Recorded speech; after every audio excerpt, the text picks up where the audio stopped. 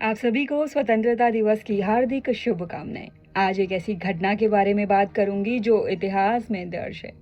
आज से लगभग 100 साल पहले, जब हमारा देश अंग्रेजों का गुलाम था, हर तरफ आज़ादी के लिए आवाज़ें उठनी शुरू हो चुकी थी। लेकिन अंग्रेज सरकार का खुलकर सामना करना इतना भी आसान नहीं था। इसी के बीच कुछ नौजवानों ने ये ठान ली थी कि अपने देश को आज़ाद करवाना है। इसके लिए चाहे उन्हें कोई भी कीमत क्यों न चुकानी पड़े। इस आंदोलन में उनके सामने जो सबसे बड़ी परेशानी थी वो थी पैसा कहाँ से आएगा। हथियार खरीदने थे, साथियों की मदद करनी थी, इसके लिए पैसा चाहिए था।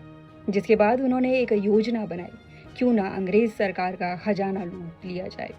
जिस ट्रेन से वो खजाना जा रहा है उसे लूटा जाए।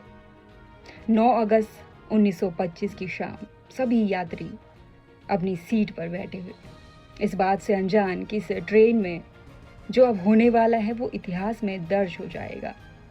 ट्रेन जब काकोरी पहुंची तो ट्रेन की चेन खींच ली गई। ट्रेन जैसे ही रुकी, कुछ युवा तेजी से बाहर को निकले। उन्होंने यात्रियों के सामान से कुछ नहीं किया, बल्कि वो उस डब्बे में पहुंचे जहां पर अंग्रेज सरकार का खजाना था। कुछ ही समय में वो खजाना उनके पास था। इस बात से अंग्रेज सरकार काफ़ी बौखला गई। पूरे देश में उन क्रांतिकारियों की खोज शुरू हो गई। कई गिरफ्तारियां हुई, कई मुकदमे चले, जिसके बाद 4 नाम सामने आए: राम प्रसाद बिस्मिल, अशफाक उल खां, राजेंद्र लाहौड़ी और रोशन लाल। इन चारों को गिरफ्तार कर लिया गया, जिसके बाद 17 दिसंबर 1927 को राजेंद्र लाहौड़ी को फांसी हो गई और वहीं 19 दिसंबर 1927 को बाकी 3 को भी फांसी की सज़ा सुना दी गई। अंग्रेज़ों ने इन्हें तो मार दिया, लेकिन वो उस लॉ को नहीं बुझा सके जो इन क्रांतिकारियों ने देश के युवाओं में चलाई थी कि अपने देश को किसी भी तरह अब आज़ाद करना है।